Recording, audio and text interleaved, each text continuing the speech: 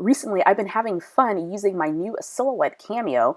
For this layout, I found this amazing cut file and decided to do a little bit of blending techniques as well. Come check it out here on the Victoria Marie YouTube channel.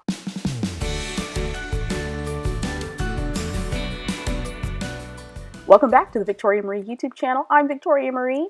Make sure you hit that subscribe button if you like what you see here on this channel. I feature all things scrapbooking and crafting, and when you do, click the bell. That way you'll be notified every time I post a new video. So today I am playing with a cut file that I found in the Silhouette studio. I do own and use a Silhouette Cameo 4, and I absolutely love it. And I thought I would use this cut file in addition to some blending techniques. I'm going to use all the little pieces that were remaining from the cut file when I pulled it off my mat. And so you're going to see how I do that in just a second. So I'm scrapbooking these two photos. I was recently published in Scrapbook and Cards Today magazine. It's my very first scrapbooking publication. So of course you know I have to scrapbook this story. I'm also, for the blending technique of this project, going to be using some Catherine Puller inks from their Party collection. These colors are wonderful. I sing praises about these inks all the time because they're so much fun to use. I'm going to go ahead and leave some links in the comment section or in the description below so you guys can check that out. So I'm also going to use my blending tools. These are from Tailored Expressions. You can buy the blending tools separately from the little spinning caddy, and I think I may have featured this on the channel. I also have some embellishments that I want to use as well from Ellie's studio, all very colorful. This is going to be a nice and colorful, simple layout that I'm going to pull together. So of course I needed some colorful embellishments. So let's first start with the blending technique, and this is really super simple. So taking those extra pieces from my cut file and my blending tools and my Catherine Puller inks, I'm going to go ahead and apply some ink, and I'm going to do sort of this dual color blending where half of that little semicircle will be one color and the other half will be another color. Now I'm going to alternate between all the colors that I selected here and just gently blending on. Now I'm using some textured cardstock, which adds a little bit more of interest to the pieces that I am color blending. So notice that I'm pairing the Grape Crush and the Samba together, as well as all that jazz, and I think it's called Mardi Gras. There's limoncello and that dark blue color. I can't remember the name of that one, but I'm blending colors that are pretty much in the same color family to get this effect. And you can do this as light or as dark as you want to. Next up, I'm going to go ahead and adhere the cut file to the background, which is also white textured cardstock. I love it. It's my favorite type of cardstock to use. Now you could stop here and just leave it as sort of this tone-on-tone look, just to have the pattern in the background. That'll give it some subtle interest. And a lot of times with the cut file, people like to back them with pattern paper. Well, you know what? This is another option. You can take the inside parts of your pattern, if they're big enough. Some of the cut files are pretty intricate, but a pattern like this or a cut file like this, I could use those pieces. And you can alter them in some way and use them on your layout. You're going to see how I'm going to inlay that here in just a moment. First up, I want to go ahead and get my photos situated. I printed my photos using an app called, or resized my photos rather, using an app called Picket. So the photos are roughly about 4 by 4. With a white border. And I'm going to layer the photos to the lower third of the layout, but first I want to back those with some pattern paper. So using some pattern paper from Ellie's studio, I have this kind of plum tone-on-tone color pattern paper, which works well with the shirt that I'm wearing on that particular day when I'm taking this photo. Then I have some text pattern paper, which I thought the piece was big enough for me to mount the entire photo on, but it wasn't. So I'm just going to piecemeal a little bit of layering behind this photo using the text paper as well as the blue paper, just to have a tiny bit of blue there pop through. And once I get that all adhered, I will trim it up and it'll just look like it was just one piece of pattern paper. I love doing that. It's a great way to get a lot of mileage out of your pattern papers. Use up those scraps. So now I'm going to see how I want to position the photos. I thought I was going to move them up and to the side. I move them around a lot, but I'm just going to go ahead and keep it to the lower right. That tends to be my default position for photos. I'm going to back this with some fun foam using a little bit of my roller adhesive. Normally I use double-sided adhesive when I'm adhering my foam, but I was too lazy to grab it. So before I move on with inlaying those little semicircles, I'm going to go ahead and get started on the title. I'm using some stickers from Thickers, and this one says Dream, and I thought this would be perfect on the layout. I love the scripty design as well as the glitter. Next up, I'm going to use some puffy alphas. These are new to the Ellie Studio store, and they're little banners. I'm going to spell out the word awesome. So the title is going to read Awesome Dream. It has been a dream of mine to be published in a major scrapbooking magazine, and as long as I have been in the industry, both professionally and as a hobbyist, I never really submitted my work. So this is the first time that my work has been published. I was invited to work on a project for Scrapbooks and Cards Today, and it was so much fun. It was a really great experience, and I definitely hope to have the opportunity to do it again.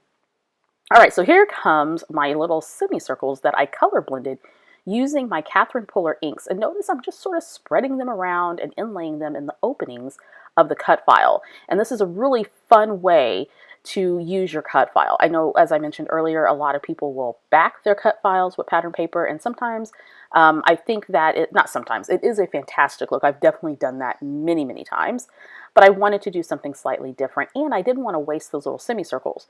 So even though I won't use all of them on the layout, I definitely can save them for other projects. So whether I want to repeat this design or use it on a card or in a traveler's notebook, I want to use up those pieces as much as I can. So as I'm working with these semicircles, I'm thinking of ways in which I can elevate it just a little bit more. So I reach for my foam stash and I grab some foam dots, and I decide that I'm going to add foam dots to every other semicircle. So not all of them will have foam dots. So I'm sort of alternating where I put the foam dots. Now, I'm going to be honest, I didn't have a hardcore plan for this layout. I was just experimenting and playing, and that's half the fun. Because honestly, you don't know how something's going to turn out unless you try. And sometimes our attempts will lead us to other ideas. So even if it doesn't work out, maybe it sparks another creative idea. Initially, I was just going to pop up the semicircles without color blending them, just to have a textured element of some sort or a dimensional element of some sort. But the color just really pulled to me, and I love this color set from Catherine Poole, and I thought, you know what, this would look fantastic with the photos.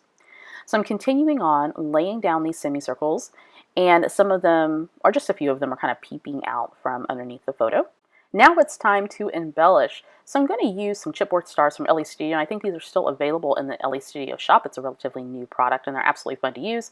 And because I'm not sure where I'm going to place these elements yet, what I want to do was dull the adhesive on the chipboard, because it already has adhesive on it, using my powder tool. So I'm going to move the stars around. I have the white and yellow striped star, which is my favorite. I also have a plum that works well with my shirt that I'm wearing in the photo, and then this white star that is trimmed with a blue color. It looks kind of like a periwinkle blue. Now, as I'm embellishing this layout, I'm really trying to be mindful of not making it too busy, because the background really is the focal point in terms of design, and I don't really want to take away from that. So I'm selecting elements that add another pop of color and interest, but not something that's going to be overwhelming. So I audition a couple of labels. I pull out this circle die cut again from LA Studio, and I have this stamp set, and it's called Wonderful Life, and there is a stamp there that says goal achieved, because being published in a scrapbooking magazine was definitely one of my professional goals as a professional scrapbooker and a creative entrepreneur. So the die cut that I have is trimmed in a gray circle, but the stamp also has a border around it as well. And so right when I stamped it, I thought, is the double border going to be a little bit too much? Ultimately, I decide to redo that. But for right now, I go ahead and stick it on the page as I'm thinking about it. Next up, I wanted to create a label for my date. So in this particular stamp set, it does have a stamp that says date and a spot for you to put the date, which I will do. And I'm going to go ahead and stamp that using some Memento ink and trim that out. I also, amongst all the colors, wanted a neutral color as well. And black is a great neutralizer whenever you're using lots of really bold colors.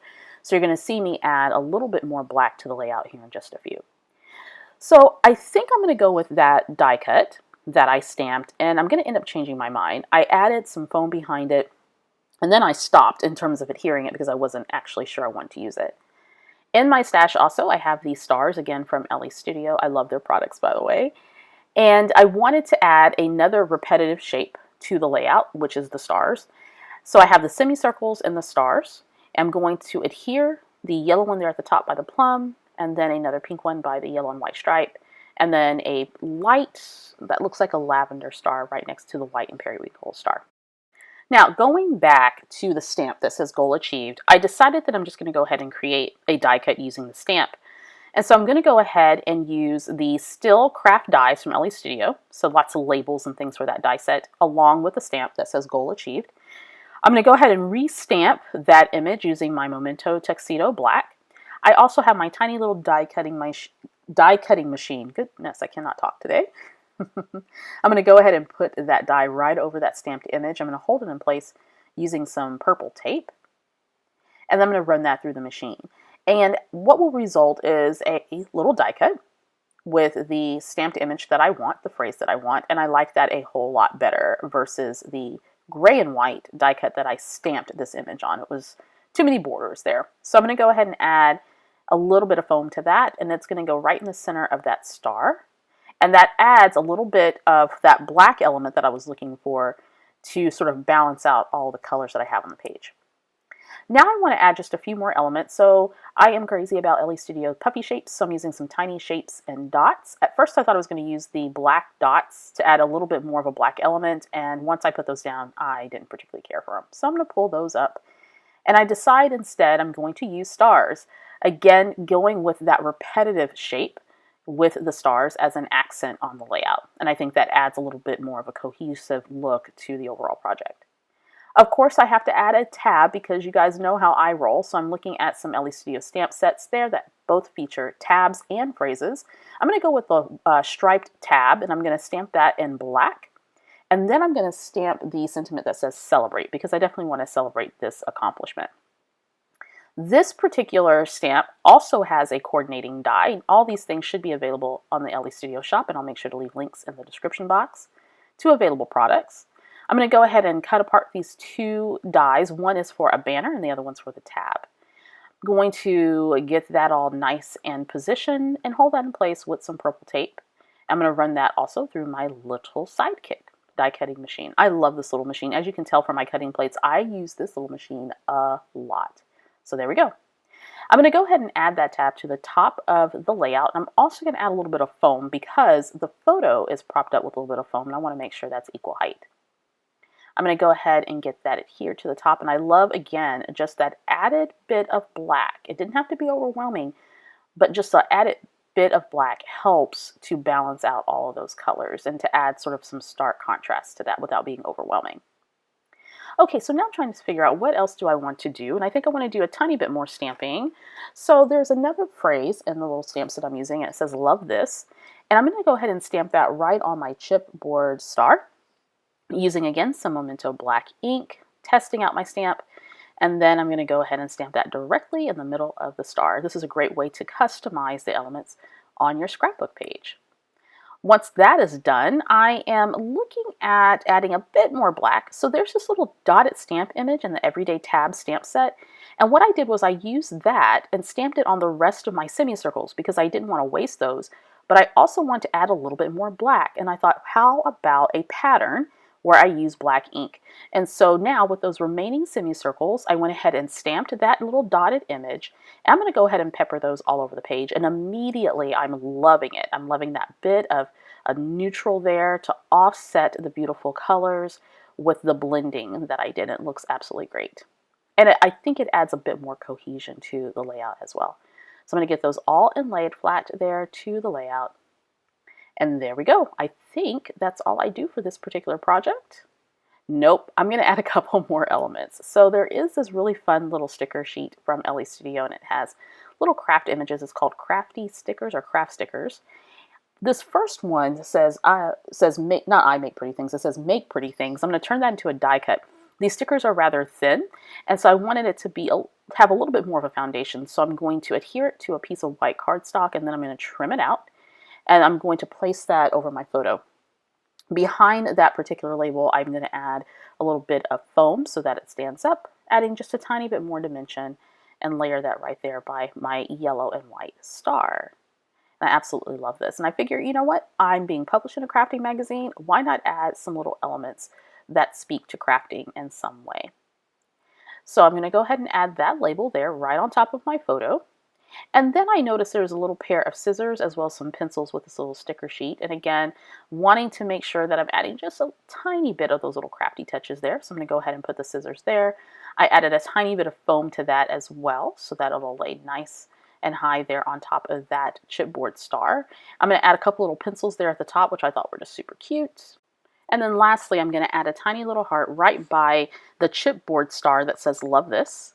Just add a tiny little pop of color there to that little corner. And with that, this project is complete using a cut file from Silhouette Studio in my Silhouette Cameo 4. I absolutely love using this machine, and I'll do a review of the machine down the road. I am still playing with it and still learning all of the features, and I'll be sure to share that process as well next time that I use my die cutting machine to create a layout with a cut file. Overall, I absolutely love this project, and I love the fact that I was able to use this entire cut file, including all those little semicircles that were left over. Of course, I could have used the background just as it was, but popping in and inlaying those semicircles, doing a color blending technique and a little bit of stamping created a really interesting and custom background that made this entire project pop. Before you go, make sure you subscribe to the Victoria Marie YouTube channel. When you do, click the bell indicator. That way you'll know each and every time a new project is posted to this channel. I'll see you next time.